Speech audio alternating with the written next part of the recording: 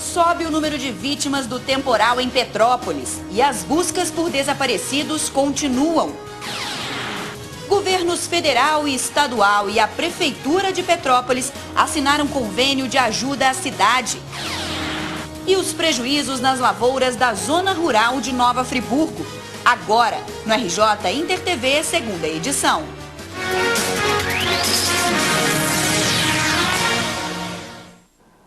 Boa noite. Chega a 24 o número de mortos em Petrópolis por causa da chuva. Pessoas ainda estão desaparecidas. Vamos então falar ao vivo com o repórter Guilherme Peixoto, que foi enviado a Petrópolis. Guilherme, muito boa noite para você. O ministro da Integração Nacional esteve hoje em Petrópolis. O que foi anunciado nessa coletiva de hoje à tarde? Boa noite, Luciana. Boa noite a todos. O ministro Fernando Bezerra chegou a Petrópolis no início da tarde. Ele veio acompanhado do vice-governador do estado, Luiz Fernando Pezão.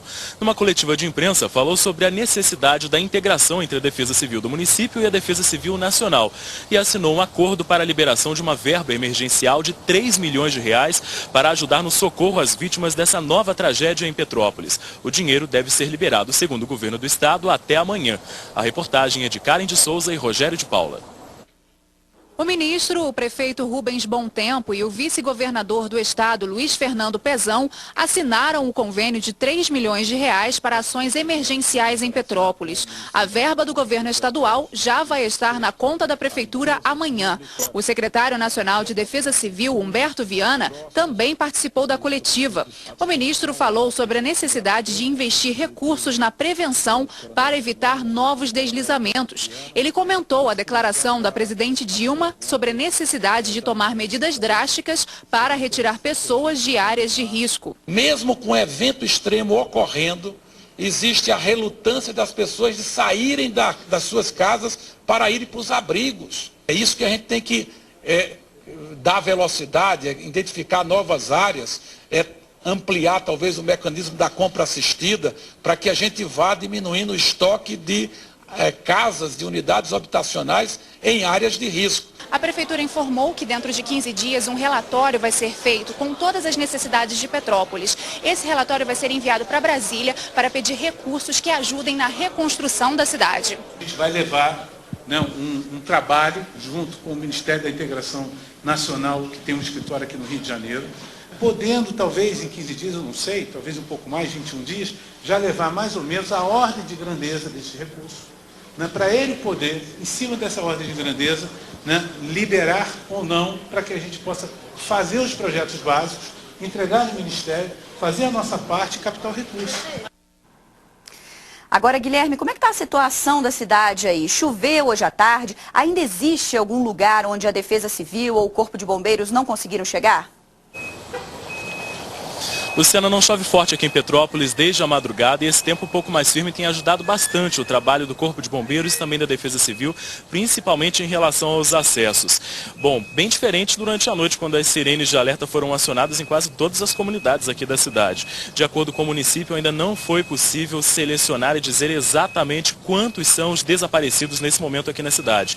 Entre os corpos resgatados hoje estão os de 3 crianças. As casas onde elas moravam foram atingidas por deslizamentos de terra. E o Corpo de Bombeiros trabalhou durante a tarde na busca por um taxista que está desaparecido desde o domingo.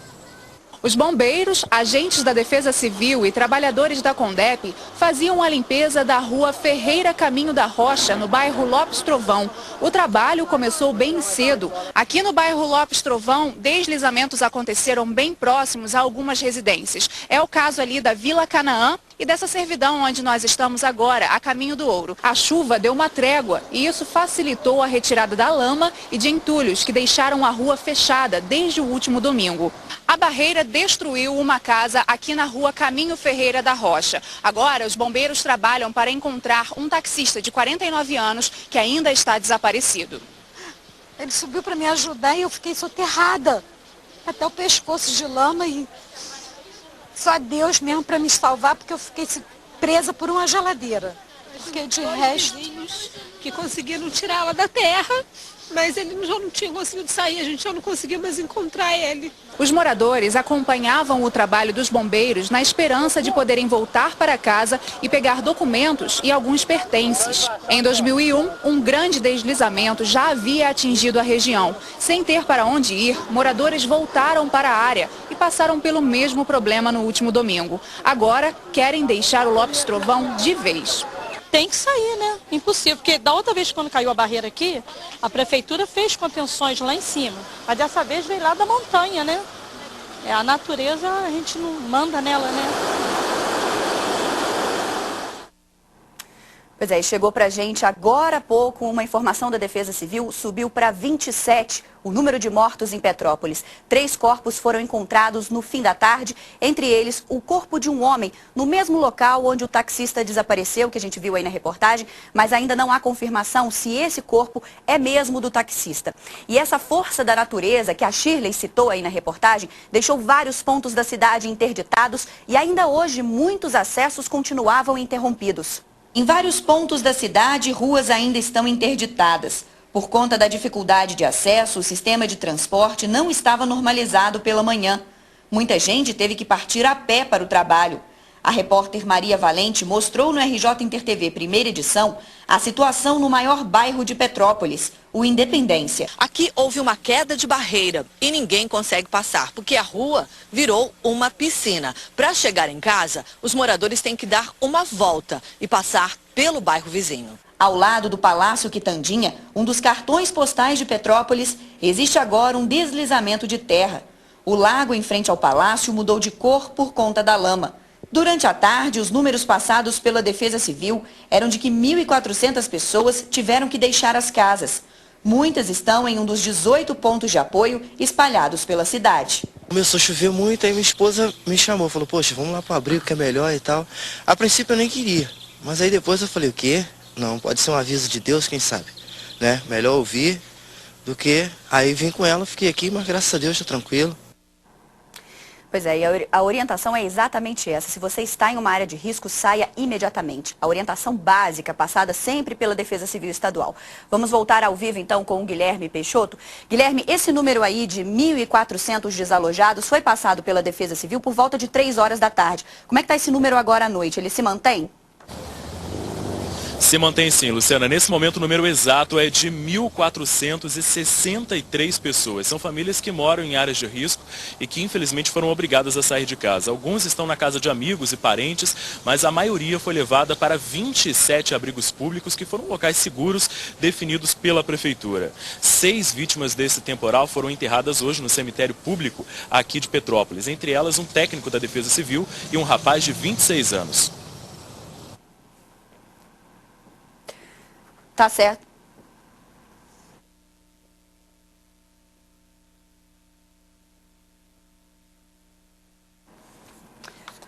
Bom, gente, a gente teve um pequeno problema operacional aqui. A gente volta com o Guilherme daqui a pouco e no próximo bloco a gente mostra uma reportagem que a gente fez sobre todas as pessoas que são heróis nessa tragédia que aconteceu em Petrópolis.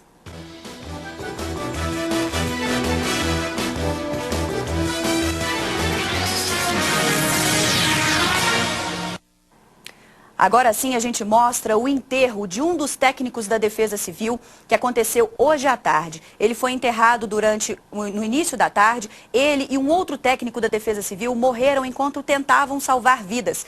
Um rapaz de 26 anos também foi enterrado hoje à tarde.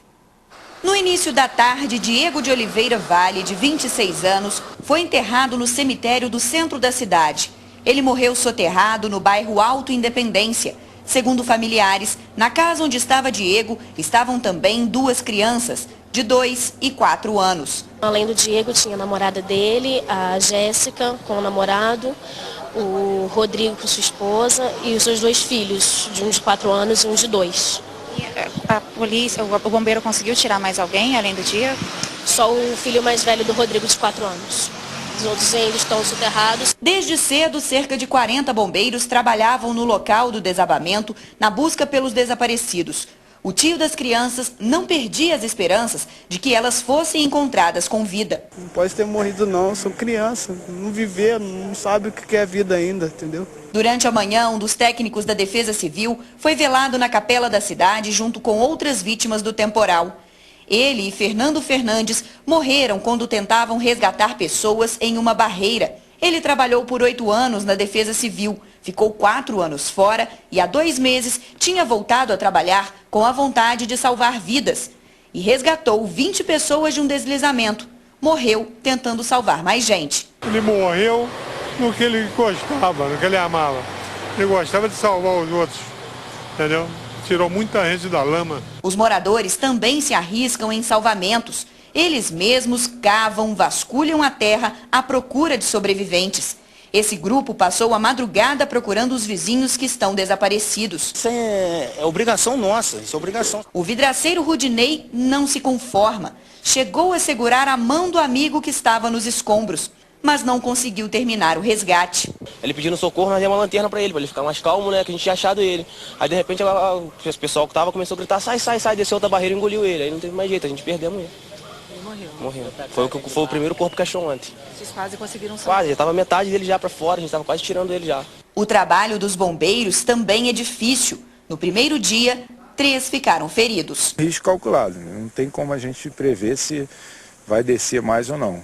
Então, aumentando a chuva, a gente dá uma parada no serviço e tira todo mundo do local. 250 bombeiros militares continuam trabalhando lá em Petrópolis em busca de sobreviventes ou de outras vítimas. E nós mostramos ontem aqui no RJ os estragos causados pela chuva na zona rural de Nova Friburgo. Algumas lavouras ficaram totalmente alagadas. Hoje, a repórter Marcela Lima, que já está aqui com a gente, e o cinegrafista Davi Mota voltaram a essas regiões. Então vamos falar com a repórter Marcela Lima. Marcela, boa noite para você. Eu sei que você percorreu a zona rural de Nova Friburgo. Como é que está a situação por lá? A água já baixou? Oi, Luciana, boa noite a todos. A água já baixou sim, agora os produtores calculam os prejuízos. Nós voltamos à região de Baixada de Salinas, vamos ver na reportagem como está a situação por lá. Depois que a água baixou, foi possível ter noção dos estragos. Seu Jonas, que tem 2 hectares plantados com hortaliças, estima uma perda de 50% da produção, um prejuízo de R$12 mil.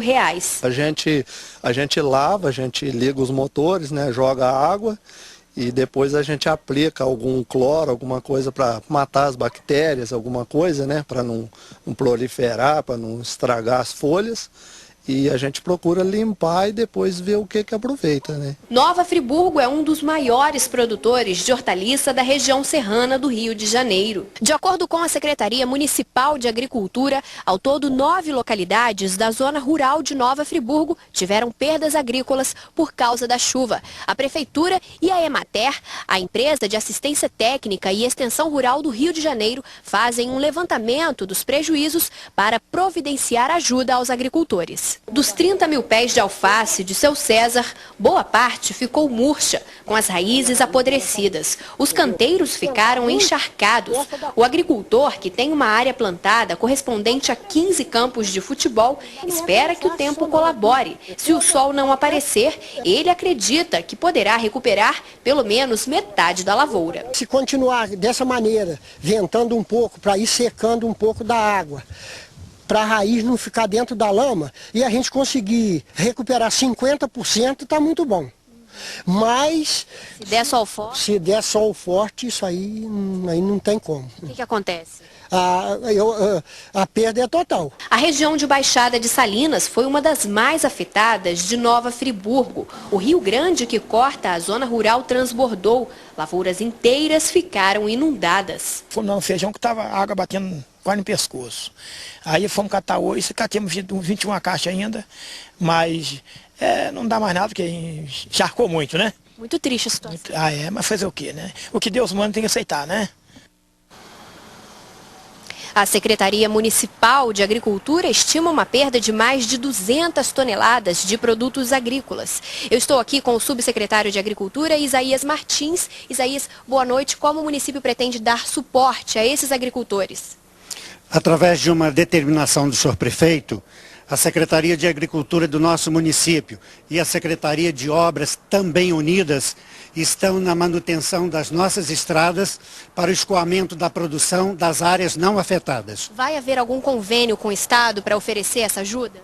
Com certeza, através da Secretaria de Agricultura do Estado e a Emater, haverá um levantamento dos produtores que perderam seus produtos, seus encanamentos, sua irrigação. E aqueles que têm o PRONAF, com certeza, a Secretaria de Agricultura do Estado estará ajudando. Tá certo, muito obrigada pelas informações. Nós voltamos com você, Luciana. Obrigada, Marcela. Bom trabalho aí para você.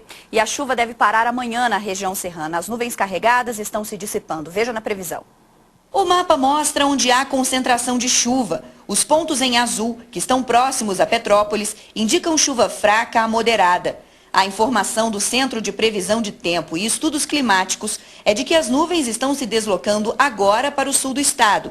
O gráfico do Sistema de Alerta de Cheias do Instituto Estadual do Ambiente mostra que a estação do Quitandinha, em Petrópolis, começou a registrar chuva por volta das 3 da manhã, mas até às 3 da tarde houve muitos períodos sem precipitação.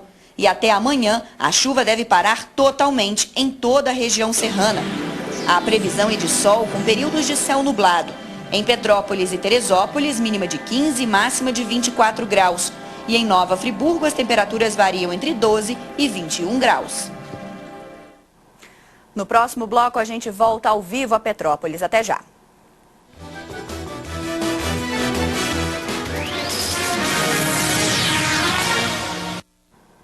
A gente volta agora a falar ao vivo com o repórter Guilherme Peixoto, que foi enviado a Petrópolis para essa cobertura da chuva na cidade. Guilherme, você está aí desde ontem. Como é que está a situação do comércio no centro da cidade? A gente sabe que muitas lojas foram afetadas.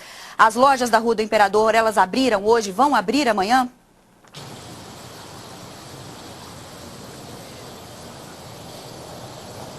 Luciana, hoje parte desse comércio reabriu as portas. A gente sabe que é uma tentativa de retomar a rotina, afinal muitas dessas lojas foram atingidas por essa enchente do início da semana. Bom, e fica aqui também um apelo.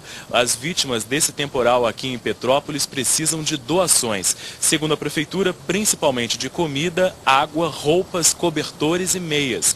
As doações podem ser entregues na sede da Câmara de Vereadores, que fica aqui no centro da cidade. A gente continua de prontidão aqui em Petrópolis e a qualquer momento podemos voltar com novas notícias ao vivo. Boa noite, Luciana, e boa noite a todos.